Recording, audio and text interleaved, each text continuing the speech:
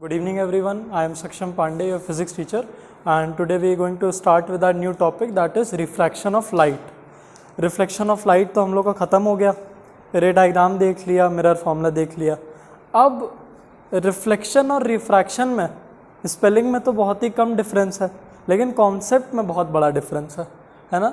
सबसे major difference क्या है इसमें कि लाइट मीडियम से लड़ के वापस नहीं जाती है ना, 1-2% जाती है, लेकिन उसको हम लोग बोलते हैं कि नहीं जाती है. लाइट इसमें आर पार चली जाती है, समझ रहे हैं. जैसे वही डिफरेंस है जो साउथ इंडियन मूवी और एक अच्छी मूवी जैसे कि बॉलीवुड की मूवी हो गई है ना, जिसमें थोड़ा रियलिस्टिक चीज़ें होती है. बॉलीवुड नहीं, हॉलीवुड ले लीजिए, ठीक है, इंग्लिश मूवी कोई. तो साउथ इंडियन मूवी में क्या होता है, मैंने गोली चलाई किसी पे, तो साउथ इंडियन हीरो क्या करता है, गोली के साथ वो क्या करता है, पकड़ लेता है. कभी कभी तो ये भी होता है, आई गोली ऐसे कर दिया वापस चली गई. तो ये क्या है, ये रिफ्लेक्शन है ना. आई वापस चली गई, जिस एंगल पे आई थी उस एंगल पे चली गई, जो चलाता है उसी वही मर जाता है. तो साउथ इंडियन मूवी वाले रिफ्लेक्शन करते हैं गोली के साथ, लेकिन जो एक्चुअल में एक हॉलीवुड मूवी में होगा कि किसी ने किसी पे गोली चलाई, मान लीजिए दूर से किसी ने स्नाइपर चलाई, तो वो बंदे के सर के आर पार हो जाएगा ना, है ना. बड़ा ही वो मतलब डिस्टर्बिंग इमेज आ रही होगी दिमाग में, नहीं आ रही है. चलो अब तुम लोग अपना IGI और क्या क्या खेलने वाले तुम लोग कहाँ. कभी ऐसा हुआ है कि स्नाइपर से आर पार किसी मूवी सीन में या गेम में देखा है ना. तो गोली आर पार चली जाती है, ये क्या है, रिफ्रैक्शन है. ये समझ में आया. क्या बेसिक डिफरेंस है रिफ्लेक्शन और रिफ्रैक्शन में, क्या बेसिक डिफरेंस है रिफ्लेक्शन और रिफ्रैक्शन में. हाँ, और रिफ्रैक्शन में लाइट आर पार हो जाती है, ठीक है. चलो, तो ये एग्जाम्पल याद रहेगा ना, लेकिन ये एग्जाम्पल अपने तक ही रखना. कोई पूछे तो डेफिनेशन बताना, ये नहीं कि मैम गोली आर पार नहीं होती, गोली ऐसे जाती है ना. Refraction of light. चलो, अब मैं वही एक लाइट रे को लाता हूँ जो लाइट रे हम लोग यूज़ कर रहे थे हमारी रिफ्लेक्शन ऑफ लाइट में, है ना. ये लाइट रे आई सुंदर सी, सुंदर, अच्छा सूरज से हमको सुनाई दिया सुंदर सी. लाइट रे सुंदर हो सकती है. क्या डिफरेंस है किसी सुंदर आदमी को देखने में, मतलब आदमी तो नहीं बोलेंगे क्योंकि हम लोग सब लड़के ही बैठे हैं, और चलिए किसी सुंदर गाड़ी को देखने में और कोई ख़राब सी गाड़ी देखने में, क्या वो लाइट की गलती है, मतलब क्या लाइट रिस्पॉन्सिबल है उसको सुंदर या बेकार दिखाने में. जैसे अगर दो गाड़ियां हैं, एक जगह एक फरारी है, एक जगह मारुति 800 है, तो दोनों ही एकदम ब्रांड न्यू है, तो दोनों में से सुंदर आपको ज़्यादा फरारी लगेगी, है ना. तो उसमें क्या लाइट रिस्पॉन्सिबल है सुंदर लगने में उसकी, कि क्या रिस्पॉन्सिबल है, क्यों वो सुंदर लग रही है आँखों को, लाइट ही है ना. लाइट ही तो है. क्यों, उस पर लाइट टकराई और लाइट ही तो है. अगर मैं अंधेरा कर दूं तो आपको कहाँ दिखने वाली है, दोनों हम बोल देंगे अंधेरे में गाड़ी रखी है, आपको कहाँ कोई सुंदर या खराब, सुंदर या अच्छी लगेगी, मतलब सुंदर या खराब, सुंदर या अच्छी तो एक ही है ना.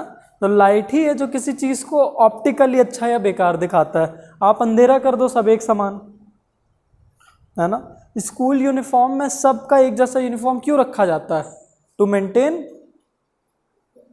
इक्वालिटी, है ना. अब बच्चे कई प्रकार के, स्कूल भी आजकल के तो अमीरों के स्कूल है, अब भेज दिए बच्चों को, तो कोई डिज़ाइनर कपड़े पहन लिया, कोई गुची प्राडा पहन लिया, तो फिर तो ख़तरनाक चीज़ें होने लगेंगी, है ना. स्कूल में मॉडलिंग हो जाएगी, जैसे वेस्टर्न स्कूल्स में होता है. वहाँ पे कोई ऐसा ड्रेस कोड होता नहीं है, आपका जो मन है भाई पहन के चले जाओ. तो खूब अपना चलता है, कोई स्केट बोर्ड से जा रहा अपना हुडी पहन के, कोई कुछ पहन के, मगर हमारे इंडियन स्कूल्स में नहीं होता है थैंकफुली। तो ये अच्छा कॉन्सेप्ट है कि नहीं? अच्छा कॉन्सेप्ट है। और इसका क्या कौन है? हर चीज़ का प्रोज एंड कॉन्स होते हैं, इसके कॉन्स क्या हैं? एक ही कौन बताइए इसी चीज़ का कि आपका स्कूल यूनिफॉर्म सबके लिए एक है। सही नहीं है? अभी तो बोलना सही है।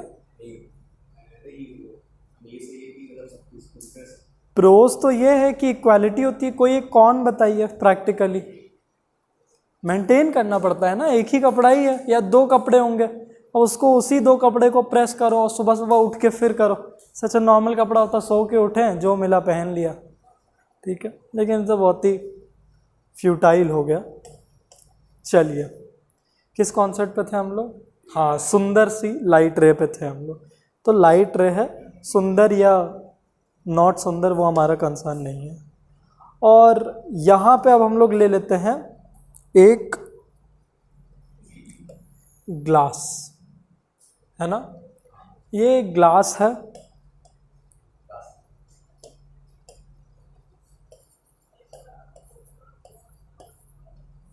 ना। लाइट ऐसे आएगी और आपके हिसाब से अभी इस समय ऐसे आई और ऐसे चली गई,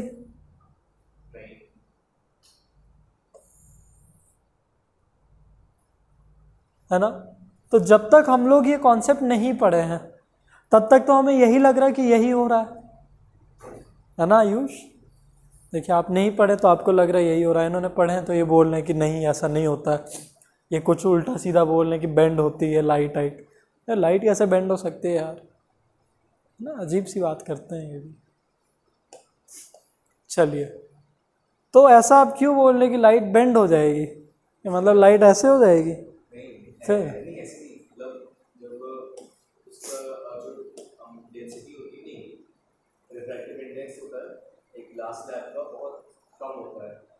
अच्छा अच्छा,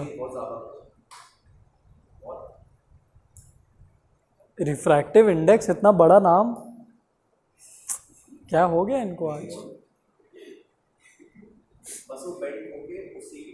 चलिए ठीक है, आपने बोला तो ये लाइट आई ऐसे गई और ऐसे बेंड हो गई। अच्छा, अरे यार तो बताइए ना फिर।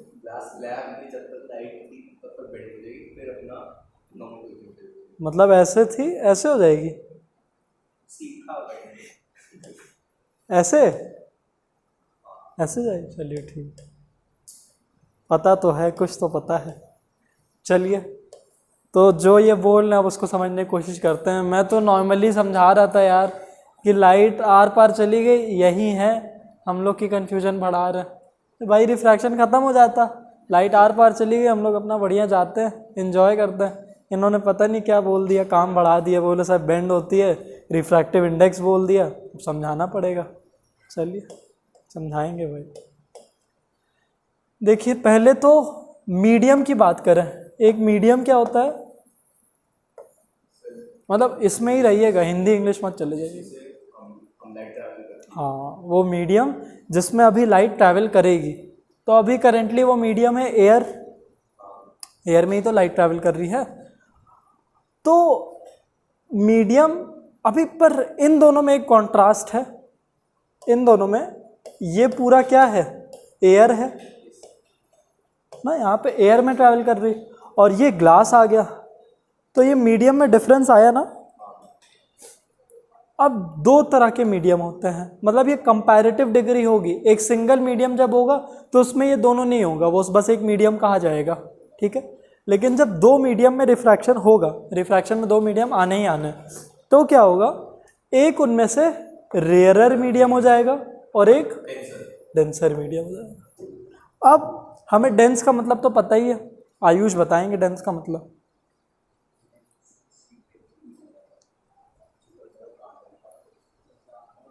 गाढ़ा हो यार, अच्छे समझाइए, आप क्लास 10th में हैं, आप डेंसिटी बोल रहे हैं, गाढ़ा।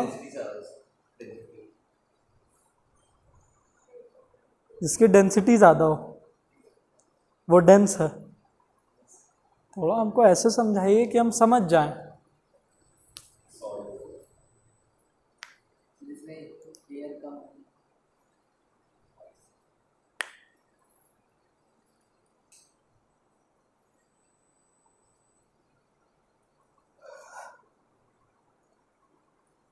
देखिए अभी तो करेंटली हमारा जो चैप्टर है वो लाइट के ऊपर है, मतलब ये जो डेंसिटी होगी वो ऑप्टिकल डेंसिटी है ना। ऑप्टिकल मतलब होता है ऑप्टिक्स या लाइट में जो डील करे। लेकिन अगर हम लोग लाइट को हटा के इन जनरल में डेंसिटी एक्सप्लेन करो तो density is basically mass upon volume. तो जितने छोटे वॉल्यूम में जिसका जितना ज़्यादा मास उसकी उतनी ज़्यादा डेंसिटी। फॉर एग्जाम्पल जो डिफरेंस होता है आपके एक खाली बॉक्स और एक भरे बॉक्स में, वॉल्यूम तो उतना ही है, बॉक्स के अंदर वॉल्यूम उतना ही है। आप ज़्यादा अगर उसमें पेन भर दिए तो क्या होगा, उसकी डेंसिटी बढ़ जाएगी। और कम पेन है तो वो रेयरर है, मतलब उसमें डेंसिटी कम है ना। जो बोलते हैं कि it is a very dense forest, सुना होगा ना कि इट इज़ अ वेरी, जैसे अमेज़ॉन को कहते हैं कि Amazon is a very dense forest, तो इसका क्या मतलब, पेड़ बहुत ज़्यादा है ना। आपको लैंड नहीं दिखेगी अगर आप ऊपर से देखेंगे तो, क्योंकि पेड़ सब ढका हुआ है ना। अब डेंसिटी का मतलब समझ में आ गया, तो क्या समझाएंगे, गाढ़ा आड़ा मत समझाइएगा। अब गाढ़े वाले कॉन्सेप्ट तो मैं जंगल का एग्जाम्पल तो नहीं समझा पाता है ना। तो आप बताइए कुछ, डेंसिटी का फॉर्मूला बताइए। अपॉन वॉल्यूम, बेटा लिख लीजिए, चलिए लिख लीजिए फिर से। जब लिखा ही होता तो आपको अभी तक इनटू आप बोल देते हैं। लगता तो नहीं है आपकी 10th में पहुंच गए हैं। अभी भी आपके अंदर से आत्मा चिल्लाती है कि मुझे वापस 6th में छोड़ो, क्यों मैं यहाँ इतनी जल्दी आ गया। जाना चाहते हैं वापस 6th में? नो, क्यों भाई, मस्ती करेंगे एकदम बढ़िया। मुझे भेजा जाए तो मैं तो तुरंत 6th में जाऊं, मतलब ऐसे में नहीं कि मैं ऐसे 6th में चले जाऊंगा, 6th वाले 6th में, मतलब टाइम में पीछे ट्रैवल करे। तो आप जाना चाहेंगे? नहीं, ऐसा क्यों, मन नहीं करता है? आप जाना चाहेंगे क्या? अच्छा बचपन नहीं रहा है क्या? तो इतना क्या डर रहे हो भाई वापस जाने में? क्या बचपन में एकदम टॉर्चर किया गया है क्या आप लोग को? चलिए, तो ये मैं इंडिविजुअली डेंसिटी समझा रहा था। अब मैं अगर एक कंपैरेटिवली डेंसिटी समझाऊं, क्योंकि इसके पीछे ई आर लगा है, तो ई आर डेंसर रेयरर, अगर मैं डेंस बोलूं तो एक है, डेंसर बोलूं तो ये कंपैरेटिव डिग्री है ना, कंपैरिजन हो रहा है। तो कंपैरिजन तो दो चीज़ों में होता है ना, दो से ज़्यादा में भी हो सकता है, लेकिन अभी दो ही ले रहे। तो अब जब मैं कंपैरिजन करूंगा तो लिक्विड्स के एग्जांपल समझाता हूँ। अगर मैं आपको बोलूँ कि क्या ज़्यादा डेंस है, वाटर और हनी, तो क्या बोलेंगे आप? हनी बोलेंगे, क्यों? डेंसिटी ज़्यादा है। कैसे प्रूव कर पाएंगे? मान लीजिए उतने ही ग्लास में, दोनों के सेम ग्लास है, उसमें एक में वाटर है एक में हनी है, कैसे प्रूव कर पाएंगे कि किसकी डेंसिटी ज़्यादा है? मान लीजिए दोनों का कलर भी सेम है, वॉल्यूम से, वॉल्यूम तो सेम है। गिराना नहीं है, गिराइए मत अभी कुछ भी, सब बड़ा कीमती है, रखे रहने दीजिए। इतने इतने बड़े ग्लास में दोनों का कलर भी मास से है ना, जिसका मास ज़्यादा हुआ उसकी डेंसिटी ज़्यादा हुई। और वैसे भी अगर आप समझदार हैं तो आप देखिए, इसका इससे डायरेक्ट रिलेशन है, डायरेक्ट इन्वर्स पता है ना। तो जो सामने होता है उसका डायरेक्ट रिलेशन है, मतलब मास बढ़ेगा तो डेंसिटी बढ़ेगी, लेकिन इसका वॉल्यूम से इन्वर्स रिलेशनशिप है, वॉल्यूम गिरेगी तो डेंसिटी बढ़ेगी, है ना। तो कंपैरिजन समझ पा रहे हैं? अब लिक्विड्स को हटा के हम लोग यहाँ पे आ जाते हैं। अब अगर मैं पूछूं कि एयर और ग्लास में ज़्यादा डेंस कौन है? ग्लास। क्यों ऐसा बोल पा रहे हैं आप?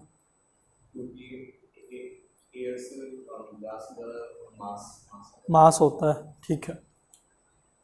अब अभी तक तो ये क्वेश्चन था मेरा आपका डेंसिटी के ऊपर, now the question is about the optical density. Optical density. Now optical density doesn't really deal with mass, है ना. ऑप्टिकल डेंसिटी इज बेसिकली कि लाइट को कितनी ऑब्स्ट्रक्शन कौन सा मीडियम ऑफर कर रहा है. क्या मतलब है इसका? लाइट को कितनी ऑब्स्ट्रक्शन कोई मीडियम ऑफर कर रहा है वो ज़्यादा ऑप्टिकली डेंस होगा, है ना. क्योंकि एयर जैसी चीज़ों में, मान लीजिए मैं एयर और स्मोक में पूछूं ज़्यादा ऑप्टिकली डेंस कौन है, तो आप मास थोड़ी ना लेंगे कि भैया आप स्मोक पकड़ो उसका मास लो, एयर पकड़ो उसका मास लो. ये तो प्रैक्टिकली पॉसिबल नहीं है. तो आप स्मोक और एयर में, या फिर मान लीजिए दो तरीके के स्मोक है ना, उन दोनों में कैसे आइडेंटिफाई कर पाएंगे ज़्यादा ऑप्टिकली डेंस कौन सा है. जैसे जो क्लाउड्स होते हैं, हाँ यही है कि कितना ज़्यादा आपने ऑब्स्ट्रक्शन दे दिया लाइट को. ऑब्स्ट्रक्शन मतलब पता है ना, बाधा, है ना, जैसे ट्रैफिक जैम होता है ना. तो अब ऑप्टिकल डेंसिटी मतलब समझ पाए, obstruction offered to the pathway of light. तो अब रेयरर मतलब क्या होगा? जो कम डेंस हो, है ना. लेसर ऑप्टिकल डेंसिटी, ओडी लिख दे रहा हूँ, कभी लिखिएगा मत, ऐसे ही लिख दे रहा हूँ मैं. और डेंसर का मतलब जिसकी हायर ऑप्टिकल डेंसिटी हो, है ना. इसमें ऑप्टिकल डेंसिटी बार बार बोलिएगा, डेंसिटी मत बोलिएगा, है ना. इतना अभी तक समझ में आया है? पक्का? कोई भी डाउट तो पूछ लो यार. पक्का? चलो कह रहे हो तो ठीक. अब समझते हैं. जब लाइट, अभी जब तक ग्लास नहीं था, जब ये एयर में ट्रैवल कर रहा था, तब तक कोई दो मीडियम आए ही नहीं, तो कोई कंपैरिजन हुआ ही नहीं. रिफ्रैक्शन तभी होगा जब एक रेयरर मीडियम होगा और एक डेंसर मीडियम होगा. जब तक वो एक मीडियम में ट्रैवल कर रहा है उसके साथ कुछ नहीं होने वाला, रिफ्रैक्शन नहीं होने वाला, नॉर्मल वो चलता रहेगा, है ना. जब एक सामने मीडियम आएगा जो कि ओपेक नहीं है, ओपेक मतलब जो लाइट ही नहीं पास करता है, ओपेक में तो रिफ्लेक्शन होने लगता है, लाइट पास ही नहीं हो रही तो हर जगह फैल जाएगी. लेकिन अगर कोई ट्रांसलूसेंट या ट्रांसपेरेंट ऑब्जेक्ट है जिससे लाइट पास हो सकती है, तब जाके, जैसे हमारा वाटर हो गया, है ना, वाटर में भी रिफ्रैक्शन होगा, लाइट आर पार जाती है ना. आपका हनी हो गया, मिल्क में हो पाएगा रिफ्रैक्शन? नहीं हो पाएगा, रुक जाएगा लाइट, है ना. लाइट एक टाइम के बाद रुक जाएगी. बहुत थोड़ी सी मिल्क की बात नहीं कर रहा हूँ मैं, एक अच्छे मिल्क क्वांटिटी की बात कर रहा हूँ, है ना. वो भी एक ओपेक मीडियम हो जाता है. तो इस पे ध्यान देना है. पहली बात, मीडियम को ही देख लेना कि दूसरा मीडियम है क्या, है ना. तो जैसे ही दो मीडियम आएंगे और उनमें से एक रेयरर होगा और डेंसर होगा, तब रिफ्रैक्शन होने लगेगा. जैसे इस केस में हमारी एयर कौन सी मीडियम है? रेयरर है, इतना पता है. क्यों? कैसे, इसको प्रूव कैसे करेंगे? लाइट इजीली पास हो रही है, रुक नहीं रही है. और ग्लास क्या है? Denser medium. लेकिन इसको आप रेयरर और डेंसर को आप कॉपी पे कैसे प्रूफ करेंगे बिना ये लिखे कि सर इजीली पास हो रही या उसको यहाँ पे मुश्किल से पास होने दे रहे? नहीं, एक्सपेरिमेंट नहीं. आप प्रैक्टिकली सोचिए ना, प्रैक्टिकली. इसमें तो रिफ्लेक्शन है ही नहीं बेटा. नो, आप खुद से सोचिए. मान लीजिए आप दो रास्तों पे चल रहे हो, ठीक है. एक रास्ता है जहाँ पे आपका जाम बहुत लगा है और एक रास्ता है जहाँ पे बहुत खाली रास्ता है. तो ये चीज़, मान लीजिए आपके पीछे कोई बैठा है और उसको नहीं दिखता, मान लीजिए वो ब्लाइंड है, तो उसको कैसे पता चलेगा कि कौन से रास्ते में जाम है, कौन सा रास्ता साफ है? हाँ हाँ, बहुत बढ़िया. हाँ, तो स्पीड में कोई डिफरेंस आएगा? तो क्या डिफरेंस आएगा स्पीड में, एक जाम वाले रास्ते और एक खाली रास्ते में? तो स्पीड में बताइए, स्पीड मतलब नहीं पता? नॉर्मल स्पीड, स्कूटी की स्पीड जो आप लेते हैं एक्सीलेटर।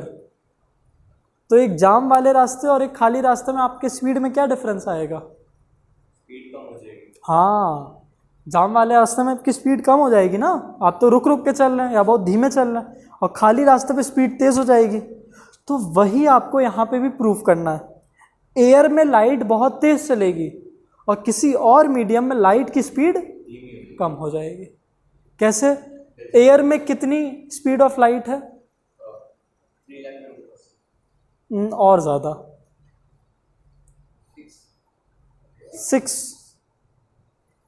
6 क्या?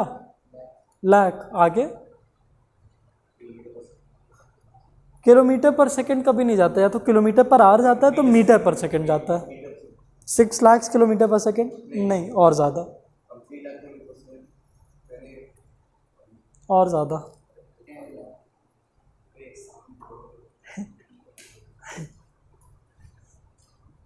चलिए, नहीं पता तो लिख दे रहे, 3 × 10⁸ मीटर पर सेकंड, है ना?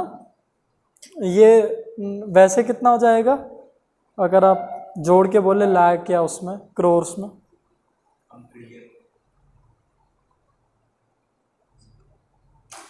बिलियन में ही 9 जीरो होते हैं, इसमें 8 ही है। मिलियन में 6 होते हैं। या तो 300 मिलियन कह लीजिए, या तो 30 करोड़ सही है। लाख नहीं बेटा, 30 करोड़ सही है। लाख में कितने ज़ीरो होते हैं? 5 ज़ीरो होते हैं। करोड़ में? करोड़ में 7। 1 करोड़ में 7 ज़ीरो, 8 ज़ीरो लगाए तो 10 करोड़ वाला आएगा। हाँ, तो ये 10 करोड़ और ये 3 तो 30 करोड़। 30 करोड़ मीटर पर सेकंड पे एयर में चलती है, लेकिन ऐसे करोड़ में मत बोलिएगा। 3 × 10⁸ मीटर पर सेकंड है speed of light in air. इसको लिख लीजिए। लिख नहीं रहे हो तुम लोग?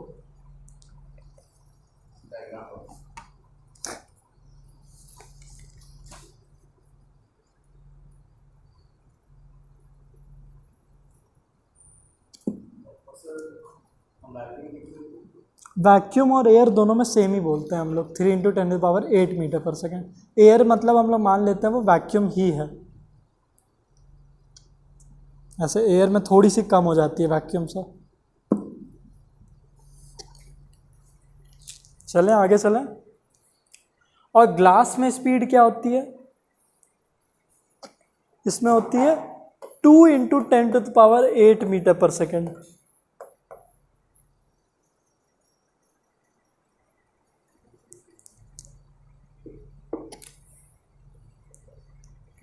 है ना? तो ये कितना हुआ? 20 करोड़ हुआ बेटा। ये 3 है, 10⁸ तो सेम ही है। ठीक है, तो 30 करोड़ से 20 करोड़ गया, 10 करोड़ का लॉस, है ना? स्पीड कम हुई तो कुछ ना कुछ तो लाइट के साथ होना है। जब स्पीड कम हुई है, ऐसा तो होगा नहीं कि लाइट अब ब्रेक एक मारेगी, है ना? लाइट ब्रेक नहीं मारती, उसकी जगह लाइट क्या करती है, जब भी whenever there is a, okay दूसरे पेज पे करते हैं, जैसे ही whenever there is a difference in the speed of light it bends, है ना? जैसे ही स्पीड ऑफ लाइट में डिफरेंस आएगा, क्या करेगा? वो बेंड करेगी। लिखिए। सिर्फ कहानी सुनने आते हो तुम लोग, किसी का कोई डाउट नहीं होता क्लास के बीच में, किसी को लिखना नहीं होता है, बस बढ़िया है 2 घंटे तक। अरे डायग्राम मैंने बनाने को बोला कब?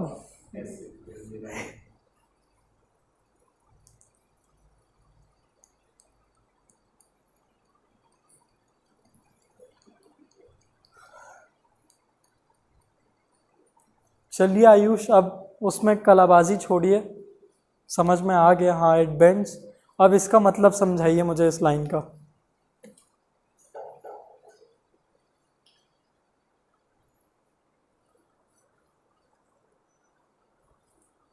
डिफरेंस होता है लाइट की स्पीड में तो बेंड होती है। बेंड हो जाता है, कोई एग्जाम्पल? ग्लास में लाइट आएगी तो बेंड हो जाएगा। बेंड हो जाएगी, कन्फर्म? क्यों बेंड हो जाएगी?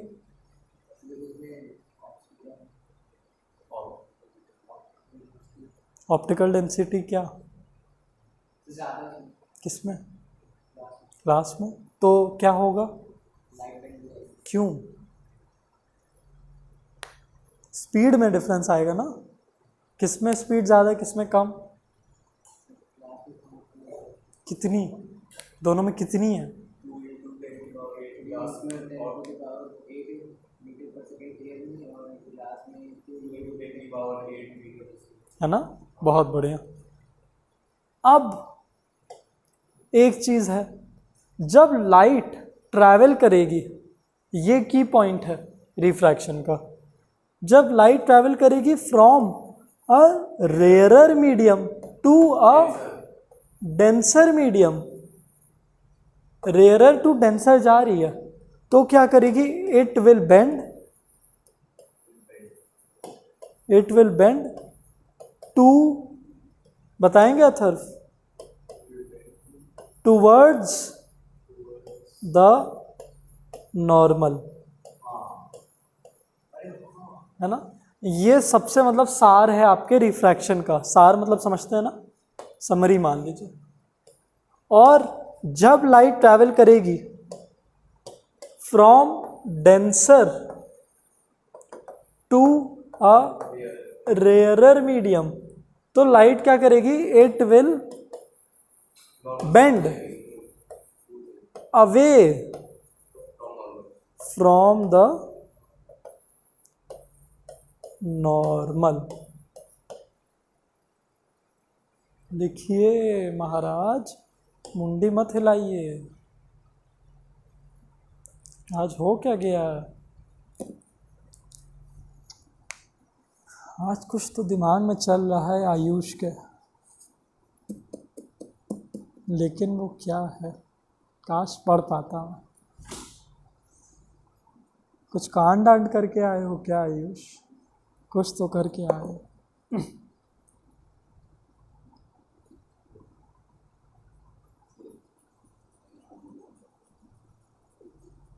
डायग्राम तो सही था।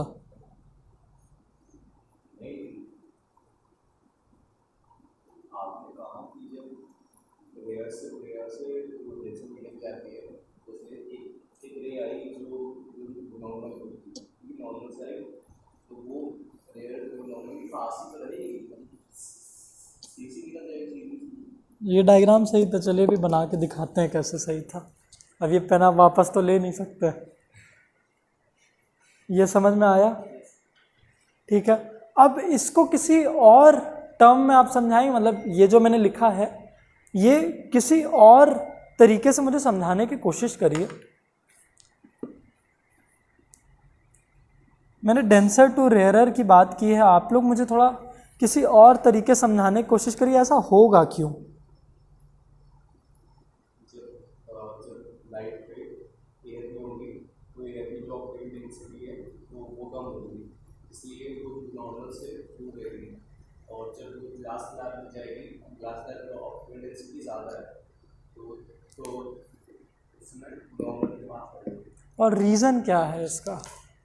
डेंसिटी को मत यूज़ करिएगा, वो मैंने यूज़ कर लिया डेंसर टू रेयरर का, अब आप कुछ और यूज़ करेंगे।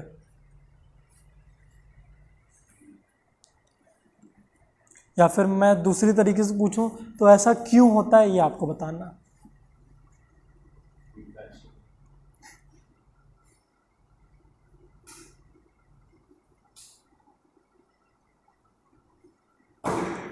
अरे क्या हो गया?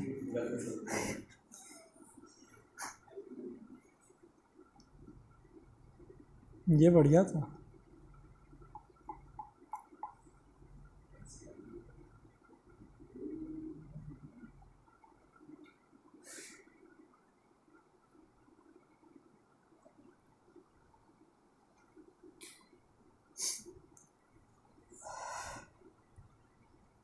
क्या हुआ, दिमाग चलाइए।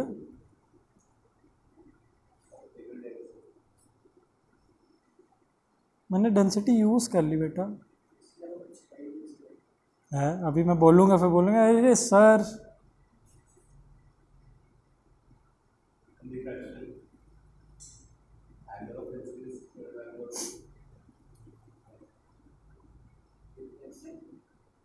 अच्छा रिफ्लेक्शन, वाह वाह वाह, अब तो पक्का कुछ ना कुछ चल रहा दिमाग में।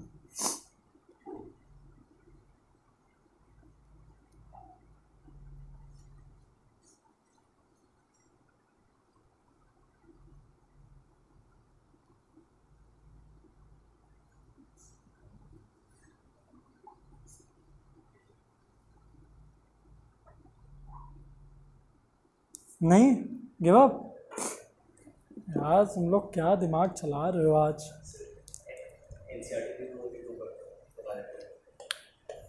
इस केस में क्या हो रहा है, speed of light is decreasing. ये नहीं बोल पा रहे थे।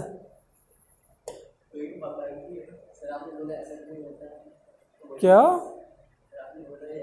वही तो रेयरर और डेंसर में वही तो पूछ रहा था, ऐसा क्यों होता है, क्योंकि स्पीड ऑफ लाइट में डिक्रीज होता है। इतना सिंपल से तुम लोग का दिमाग चलता नहीं है, फिर एक्सक्यूज बता रहे हो सर आपने क्या कहा था।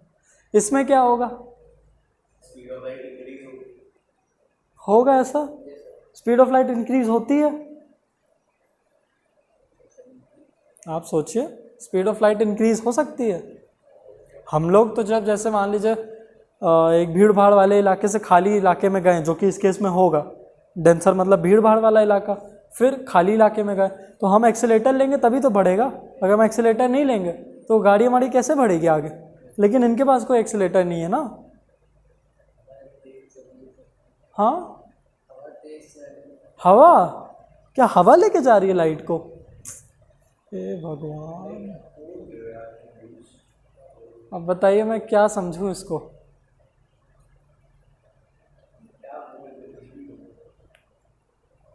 लगता है लाइट इनको पसंद नहीं आई, रिफ्लेक्शन तक तो ठीक था।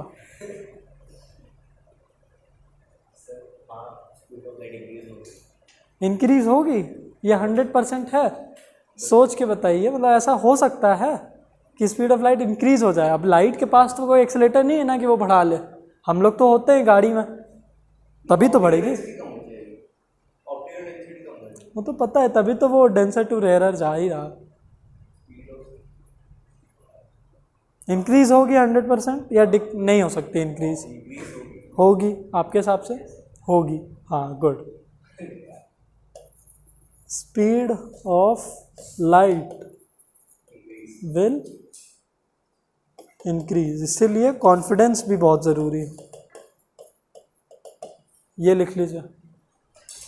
अब जब इतनी चीज़ें अगर आपके दिल में बस गई है, तो अब ये चैप्टर बड़ी इजीली होगा। तो दिल में बसी है अभी तक, बसी है।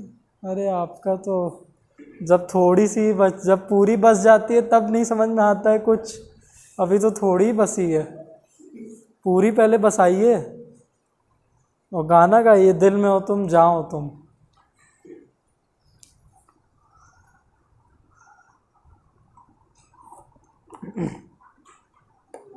गाइए अब गाना, नहीं सुना ये वाला, अरे यार आपने भी नहीं सुना, दिल में हो तुम जा में हो तुम, बहुत पुराना गाना नहीं। तो कोई तो इसके ऊपर गाना आप डेडिकेट करिए कि दिल में बस गया है, कोई तो करना पड़ेगा ना। ये तो इजी टास्क है, भले गाइए मत पर कोई गाना तो दीजिए जिससे मैं समझूं कि हाँ समझ में आ गया। नहीं समझ में आया तो कोई गाना फिर डेडिकेट करो। यही तो होता है, एक लॉजिकल रीजनिंग है यार, थोड़ा सा अपना लॉजिकल रीजनिंग भी तेज करो। अब कोई गाना सोच के इसी पे डेडिकेट कर दो, इंग्लिश गाना फिर कर दो।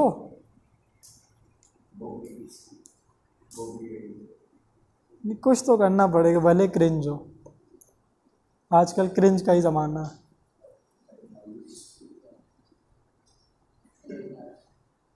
कोई तो गाना कर दो, हनी सिंह का ही कुछ कर दो। लव डोज नहीं यार, तुम लोग फिर किस काम के हो जब गाना तक तुम लोग नहीं डेडिकेट कर रहे हो? फिजिक्स भी नहीं लगती है, गाना भी नहीं होता है, तो गाने पे भी गिव अप कर दे रहे हो। हे भगवान, तुम लोग के लिए बेस्ट है ए दिल मुश्किल।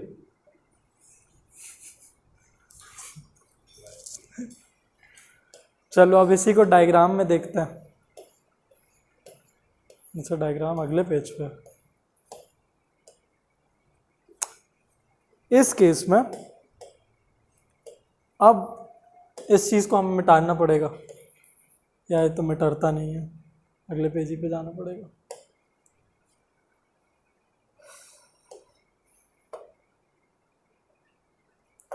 ये हमारा एक दूसरा मीडियम आ गया, दिस इज ग्लास।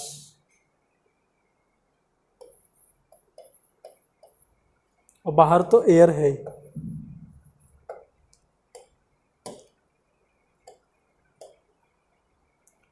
और लाइट की रेज आई है ना।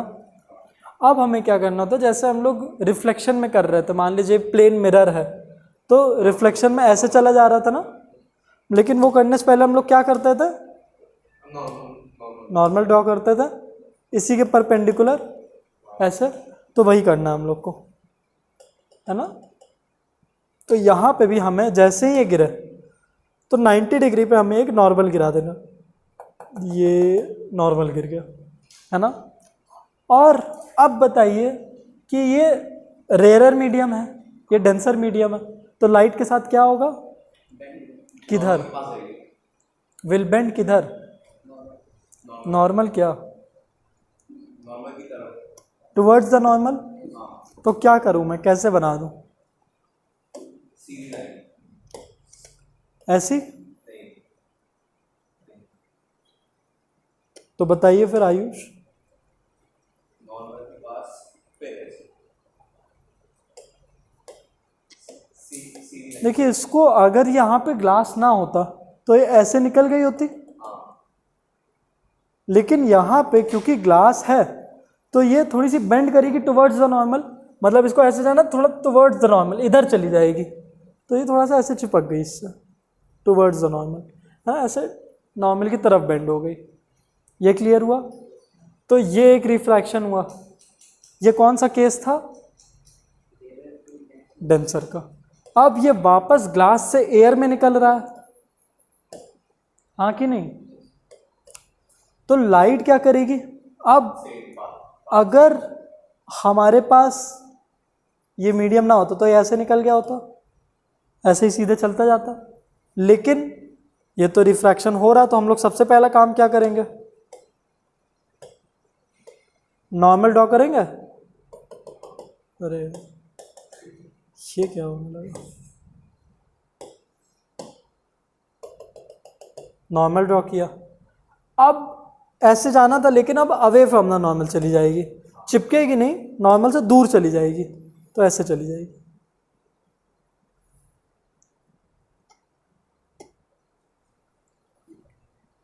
समझ में आया। तो ये एक दूसरा केस हुआ। ये कौन सा केस हुआ, दूसरा वाला रिफ्रैक्शन, डेंसर टू रेयर। अब एक इंटरेस्टिंग चीज बताऊं, अगर ये मीडियम ना होता तो ये लाइट रे ऐसे आ रही थी, ऐसे चली गई होती, इस मीडियम की वजह से इतना बड़ा शिफ्ट आ गया ना ओवरऑल, ये इतना बड़ा शिफ्ट आया, तो इसी शिफ्ट को कहते हैं लैटरल शिफ्ट। ये आगे पढ़ेंगे हम लोग, लैटरल शिफ्ट। और ये दोनों रेस पैरेलल होंगी आपस में, है ना। मतलब रिफ्रैक्शन की वजह से लाइट की रे इतनी बेंड हो गई, तो ये होता है हमारा रिफ्रैक्शन। समझ में आया, इसको कॉपी करिए समझिए, कोई डाउट फंसे तो पहले ही क्लैरिफाई करिए फिर आगे बढ़े।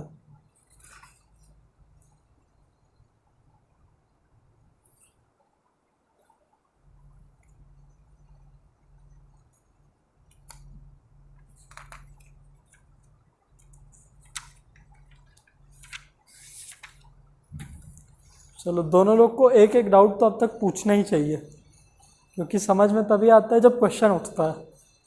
दोनों लोग एक बढ़िया बढ़िया क्वेश्चन उठाओ, पहले समझ लो, ड्रॉ कर लो, समझ लो सब कुछ, फिर क्वेश्चन उठाओ।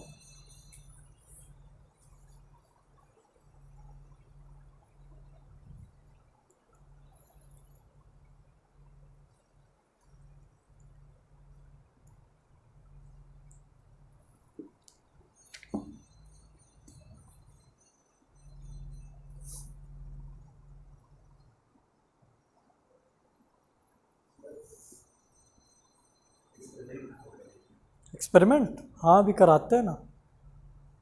ग्लास स्लैब है क्या आपके पास? हमारे पास तो प्रिज्म है, ये बहुत आगे की चीज़ है, तो और ज़्यादा कंफ्यूज हो जाएंगे। ग्लास स्लैब है? चलिए कोई बात नहीं, अभी कराते हैं। चलो, दोनों लोग एक एक क्वेश्चन पूछो, फिर बढ़ें।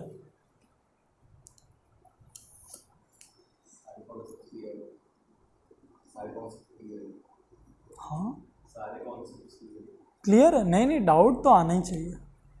कोई एक डाउट खोज के निकालो इतनी सी चीज़ में।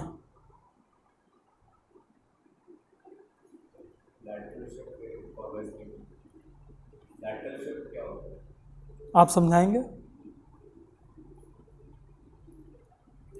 हाँ, समझाइए।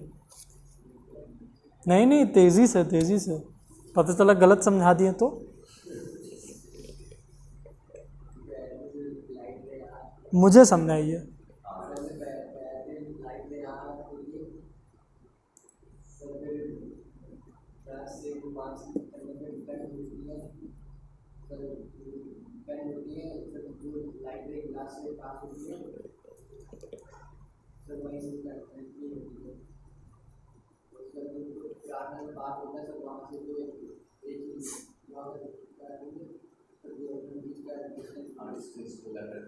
वो लैटरल शिफ्ट होता है।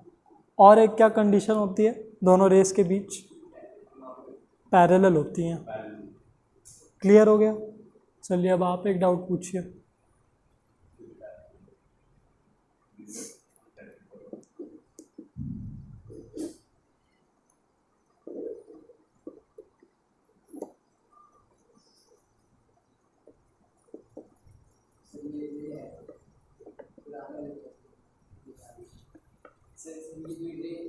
नहीं रे आई है, वो पुराने वाली से क्या?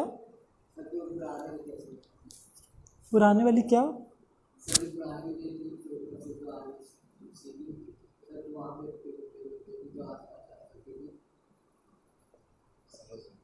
तेजी से बोलिए और अच्छे से बताइए।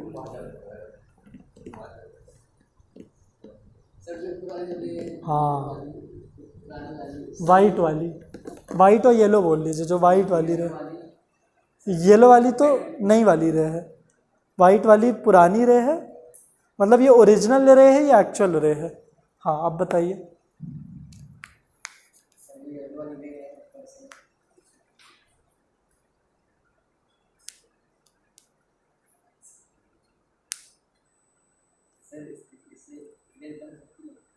किसकी इमेज बन सकती है?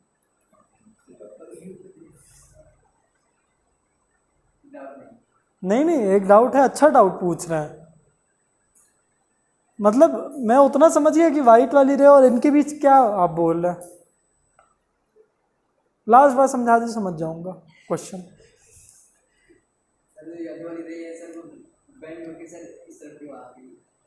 इस तरफ क्यों आ गई? यहाँ पे भी आ सकती थी। चलिए, बहुत अच्छा क्वेश्चन पूछा है भाई ने, बहुत बढ़िया, गुड। आप समझाएंगे?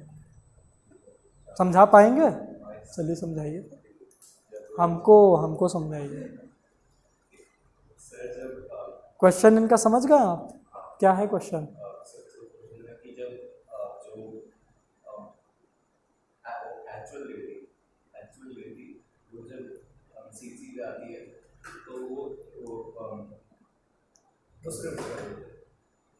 ये ओरिजिनल रे है, मतलब ये ऐसे जाती या एक्सटेंडेड रे। हाँ, मतलब ये इधर ही क्यों आई, इधर या इधर क्यों नहीं गई, समझाइए।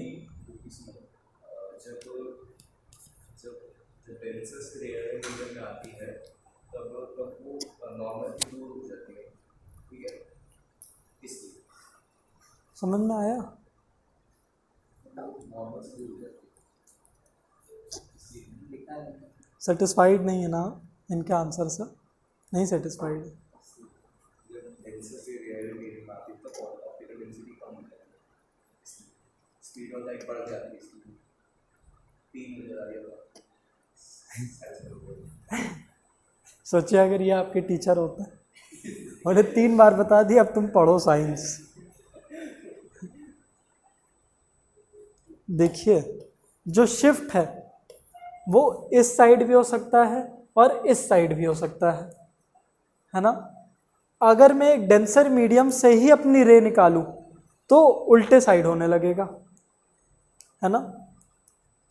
फॉर एग्जाम्पल अगर मैं एक लाइट रे को, मान लीजिए आपकी जो ये लाइट रे है ना, ये ऐसे लाइट रे जा रही थी, ये अंदर आ गई। मान लीजिए एक लाइट रे ऐसे ना जाके यही सीधी रे यहाँ से निकलनी चालू होती, है ना, तो क्या होता, तो यही पाथ बनता। लेकिन अगर ये लाइट रे यहाँ से यहाँ निकलेगी,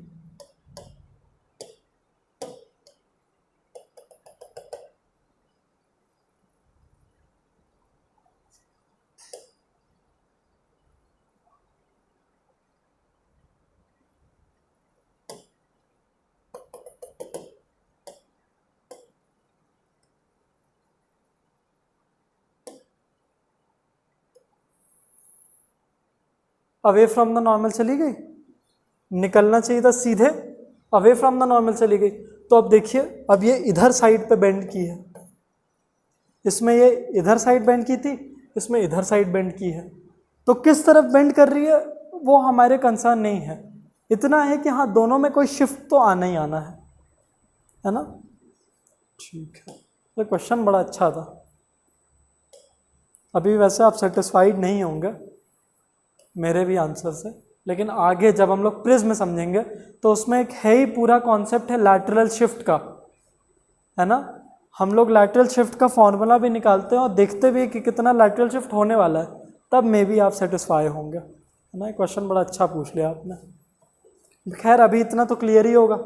चलिए थोड़ी बहुत टर्मिनोलॉजी समझ के बस आज का लेक्चर ख़त्म करें, फिर अगली क्लास से हम लोग न्यूमेरिकल सॉल्व करें, और एक बार मैं एग्जाम्पल भी दिखा भी दूंगा रिफ्रैक्शन का। बहुत अच्छे अच्छे न्यूमेरिकल्स होते हैं, जैसे रिफ्लेक्शन में थे वैसे ही रिफ्रैक्शन में भी होंगे। फॉर्मूले बहुत सारे हैं, अभी जो आपने रिफ्रैक्टिव इंडेक्स बोला उसी के फॉर्मूले होते हैं। चलिए ये तो हमारी इंसिडेंट रे ही होगी। ये कौन सी है रे, ये वाली, ये रिफ्रैक्टेड रे है ना। और ये वाली कौन सी रे है, इमर्जेंट रे, वेरी गुड, है ना। ये कौन सा एंगल है, एंगल ऑफ इंसिडेंस। ये कौन सा एंगल है, नहीं ये वाला नहीं, ये वाला एंगल ऑफ रिफ्रैक्शन। ये कौन सा एंगल है, एंगल ऑफ इंसिडेंस 2। फिर से ये वाला एंगल क्या हो गया, अब ये फिर से इसको छोड़ दीजिए, ये एक इंसिडेंट रे बन चुकी है, ठीक है। तो एंगल ऑफ इंसिडेंस 2 I2, और ये वाला कौन सा एंगल हो गया, इमर्जेंस, एंगल ऑफ इमर्जेंस, या फिर R2 बोल सकते हैं आप, ठीक है। इमर्जेंस और R2 बोल सकते हैं। इतना हुआ। ये आपको पता ही है क्या है, नॉर्मल, इसमें नॉर्मल का बहुत बड़ा रोल है। और ये क्या है, नॉर्मल। और इसमें वो रूल नहीं होता कि angle of incidence is equal to angle of refraction, ये रूल नहीं चलता इसमें, है ना। इसमें एक स्नेल्स लॉ आता है, ठीक है, वो हम लोग आगे समझेंगे। जैसे उसमें लॉज ऑफ रिफ्लेक्शन था ना, इसमें भी लॉज ऑफ रिफ्रैक्शन आएंगे। इसमें से एक लॉ दोनों का सेम चलेगा, जो एक है ना, angle of incidence, normal, and the जो point of incidence all lie in the same plane, वो इसमें भी चलेगा, ठीक है, दूसरा लॉ बदल जाएगा, है ना। तो ये कॉपी कर लीजिए, IRE।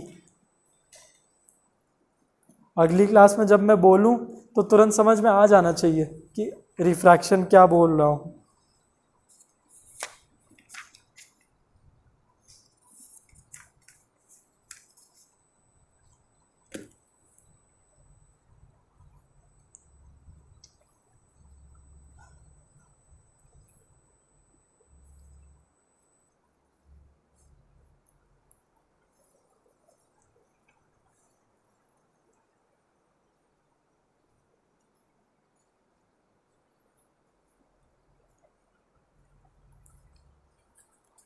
हो गया।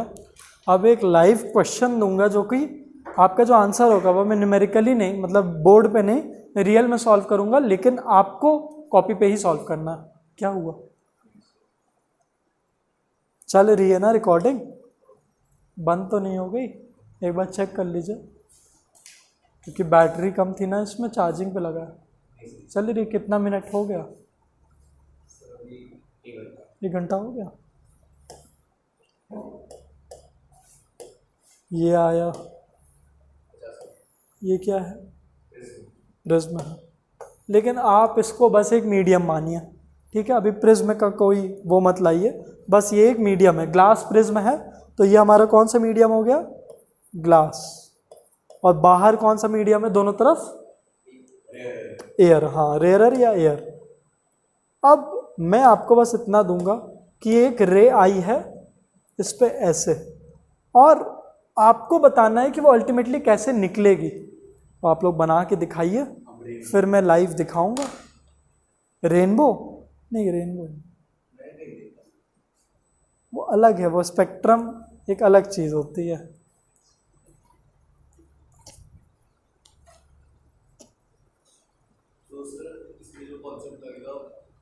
सेम लगेगा, एकदम सेम चलेगा, बस रेनबो मत निकालिएगा। वो हम लोग तब करते हैं जब लाइट की इंटेंसिटी बहुत कम होती है। अभी तो हम लेज़र ले रहे हैं, लेज़र को तोड़ पाना बड़ा ही मुश्किल होता है, लेज़र से रेनबो नहीं बना पाएंगे। सन की रेस देखिए, इतनी जब लाइट रह मतलब बहुत ही कम जब धूप निकली रहती है और बारिश हुई होती है, तब जाके रिफ्रैक्शन हो पाता है। उसमें भी रिफ्रैक्शन ही होता है, बस जो बैंड है वो टूट जाता है।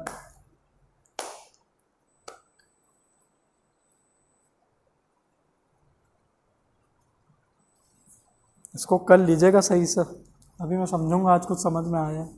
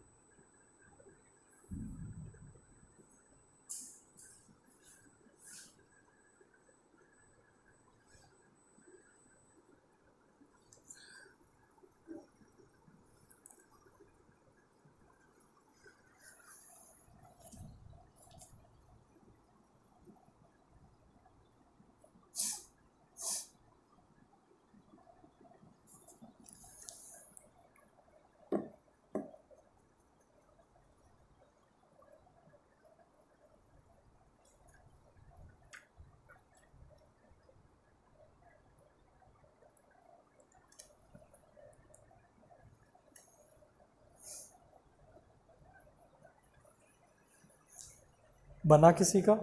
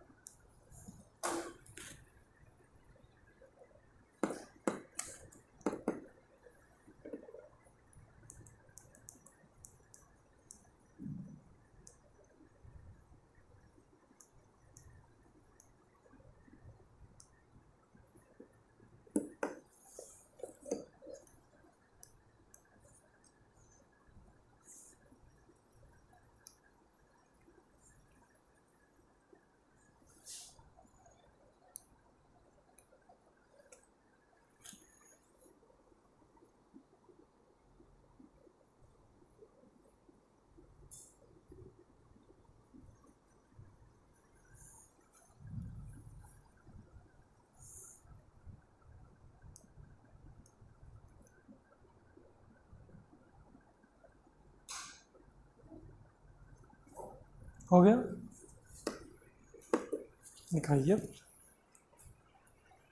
राइट।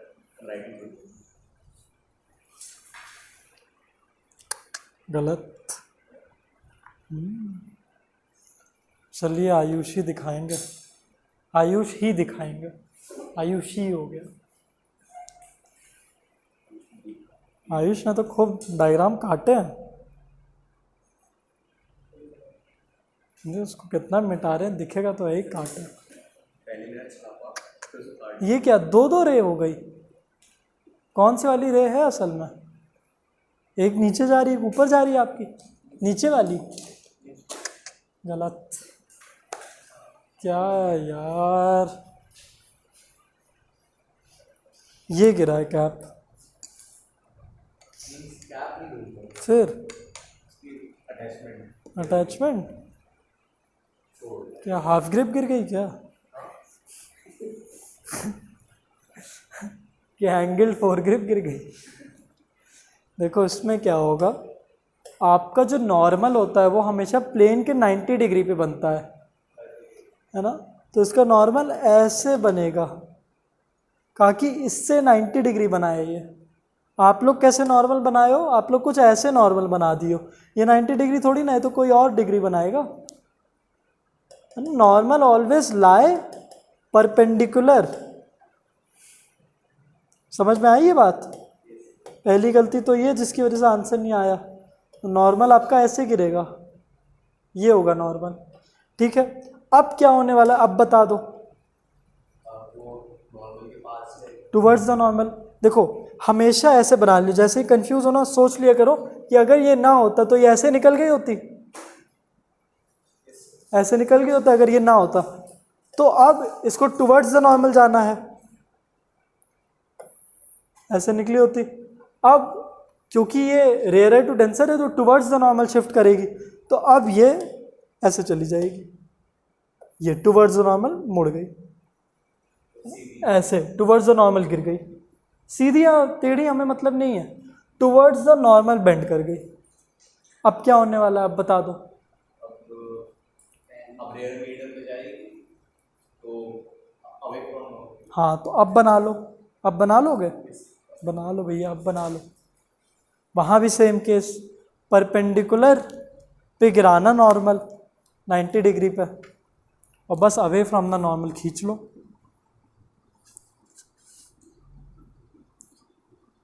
ये तो आसान चीज़ है,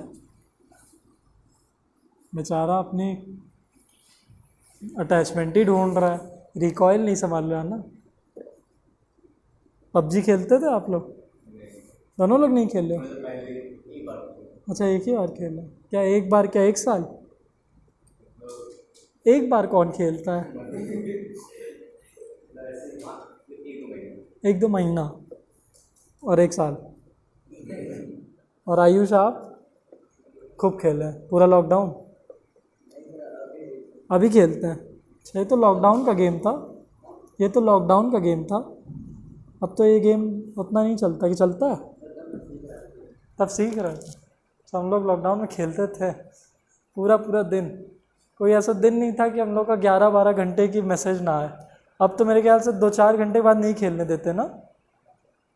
तब तो कोई लिमिटेशन नहीं थी, बस मैसेज आता था कि आपने 11 घंटा खेल लिया है, 12 घंटा खेल लिया है, हर दिन आता था।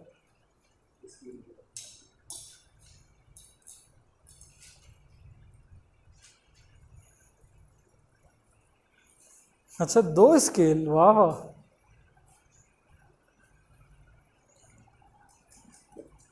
अब तो लगता है सही ही बनेगा, अब तो गलत होना ही नहीं चाहिए।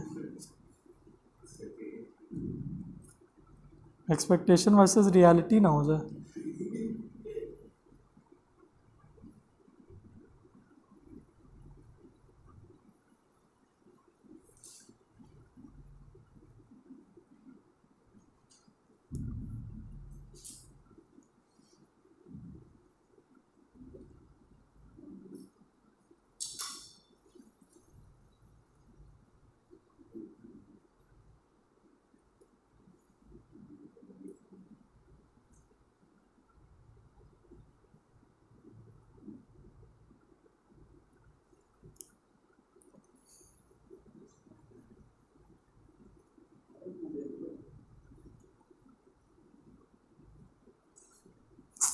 वे बाद में ढूंढ लीजिएगा।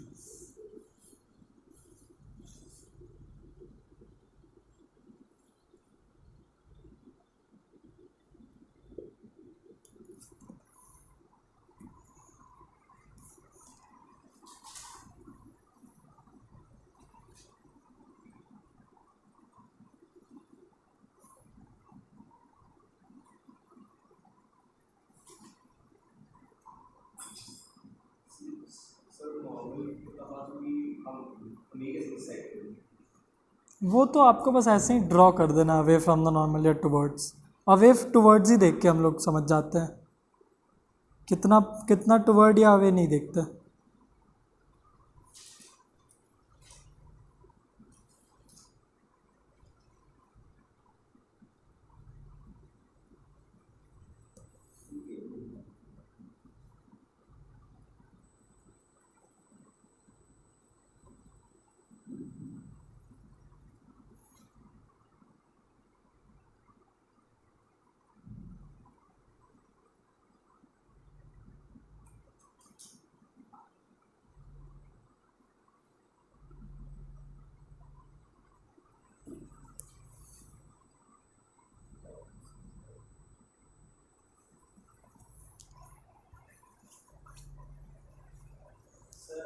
हाँ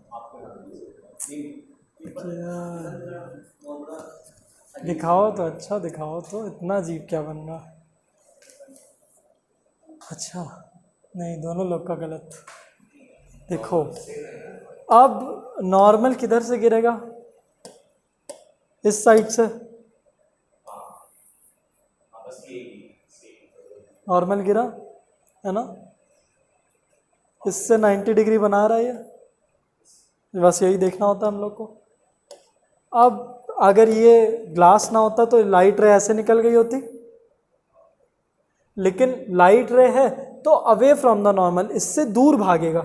ऐसा जाता तो टुवर्ड्स द नॉर्मल होता और दूर भागेगा, तो ये ऐसे निकल जाएगी। समझे? नहीं देख पाए? अगर ये ना होता तो ऐसे जाता, अब ये है तो ये अवे फ्रॉम नॉर्मल, मतलब इससे दूर भागेगा, तो इसीलिए बेंड होके इतना नीचे गिराया। नहीं समझ में आया? नहीं, इसको नहीं समझ में आया। देखो फिर से बताते हैं, इतना था, अब इसके बाद एक नॉर्मल बना दिया मैंने 90 डिग्री पे। अब अगर ये नॉर्मल, मतलब अगर ये ग्लास ना होता तो ये लाइट रे ऐसे सीधे निकल रही होती ऐसे, लेकिन क्योंकि ये ग्लास है तो हमें पता है अब ये डेंसर टू रेयरर जा रहा है, तो कौन सा rule? Away from the normal. तो नॉर्मल इधर है, तो अगर हम ऐसे जाएंगे तो ये टुवर्ड्स द नॉर्मल हो जाएगा, तो हमें कैसे जाना होगा? नीचे जाना होगा। तो इसीलिए हम लोग ने ऐसे ना बना के ऐसे बना दिया। समझे? तो ये होता है एक प्रिज्म का फंक्शनिंग। अब देखो रियल में क्या होता है, रियल में भी यही होगा। ये हमारी प्रिज्म है, यही सेम चीज। अब लाइट रे हम लोग ऊपर मार रहे थे, तो इस पे भी ऊपर मारते हैं, ऐसे मारेंगे तो ऊपर ही जाएगा, है ना। लेकिन जैसे इस पे मार देंगे ये, तो देखो लाइट रे यहाँ गिर रही है ना, उसमें नहीं दिख रहा है, तो फिर कर दीजिए, हो जाएगा, ऐसे भी एडजस्ट हो जाएगा। नहीं, उसी स्टैंड से भी एडजस्ट हो जाएगा। बस बस बस हो रहा है ना।